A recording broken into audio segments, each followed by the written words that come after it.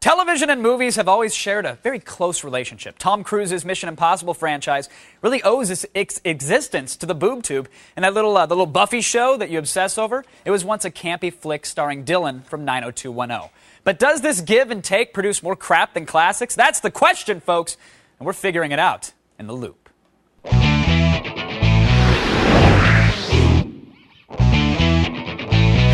Joining us from the G4 Studios, resident film geek and all-around badass, Chris Gore is here from New York. He's a columnist for Entertainment Weekly. Ken Tucker is here, and also from Los Angeles, TV reporter for Variety, Michael Schneider is here. Was that a shocker, Michael? That was. Okay, just making sure. I want to know what we're dealing with here.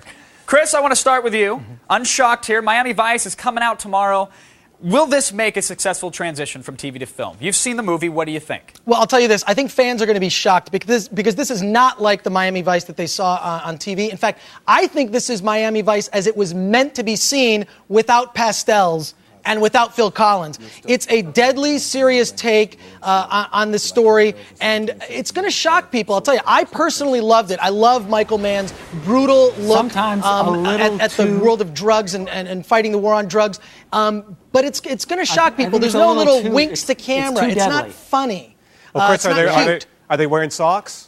In some scenes they do wear socks, but without pastels. Okay, then I'm out. Yeah, the problem with the movie is that it's a little too deadly. I have huge respect for Michael Mann, but this is not Heat. This is not Collateral. There's one too many scenes with Gong Li in it. There's too much romance subplot. I want to see more of Jamie Foxx breaking people's knuckles.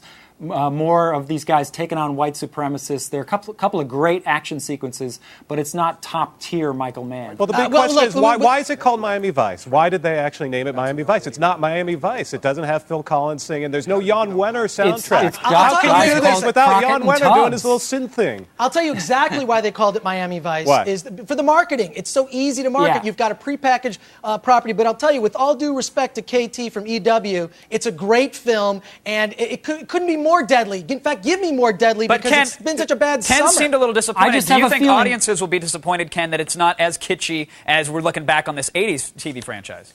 See, that's the problem. I think too many times people go to these movies expecting this kitschy crap like Dukes of Hazzard, and so they're going to go to Miami Vice. The Brady Bunch really started that, didn't they? I mean, the Brady Bunch sort of reinvented how you're supposed to actually translate these TV shows. You're supposed to do it with a wink and a nod. Yes. Otherwise, why bother? Yeah, but you don't wink and a nod when you're Michael Mann. You burrow in. You do real hardcore stuff.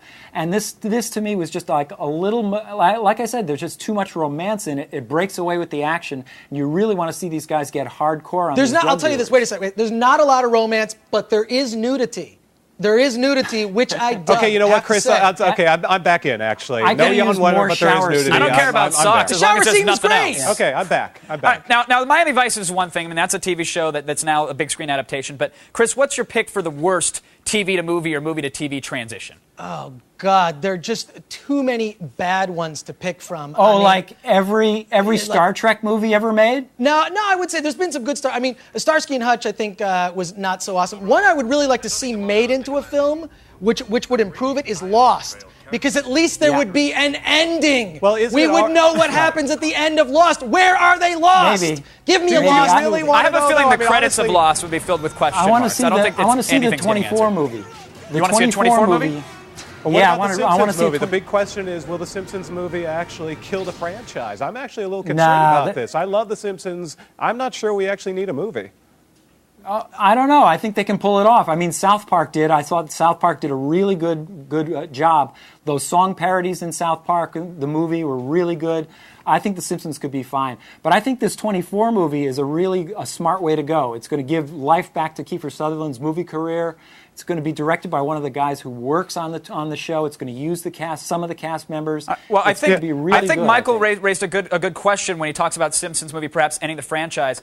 Chris, you look at something like an X-Files or a Firefly, and are you worried at all that when a television makes the jump to the big screen that pretty much signals the end? The TV show is dead. I mean, you can look at the examples, Twin Peaks. There are just so many of them. I mean, once you've made the movie, the franchise is over. I mean, I don't know. The Simpsons, I think, is a category by itself. I don't know. Not anymore.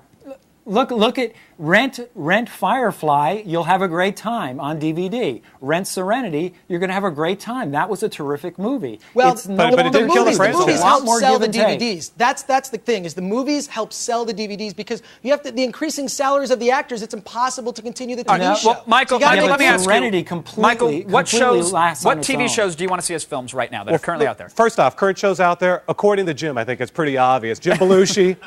Fantastic. It is time. Always Sunny in Philadelphia would be fantastic as well. Seriously, Sunny would be great. I think The Office would be interesting. To see what they could do with 2 hours as opposed to half hour. That's such a great show right now. It'd be the driest 2 hours in the theater ever. Ken, what do you think? I'd rather see 2.5 Men as a movie because then you could show Charlie Sheen with some hookers for real. You could have maybe Peter Dinklage could play the son. Yeah, he's been prepping for that role for years, and it's finally time. I think by the way, John Cryer's character could really be gay. All right, gentlemen. Thank you for joining us in the Loop today. Look, if any idea makes money, Hollywood's going to milk it for as much as they can, regardless of quality. We know that, and we're still going to show up. Thanks to Chris, Ken, and Michael for keeping us in the Loop, gentlemen. It was a pleasure.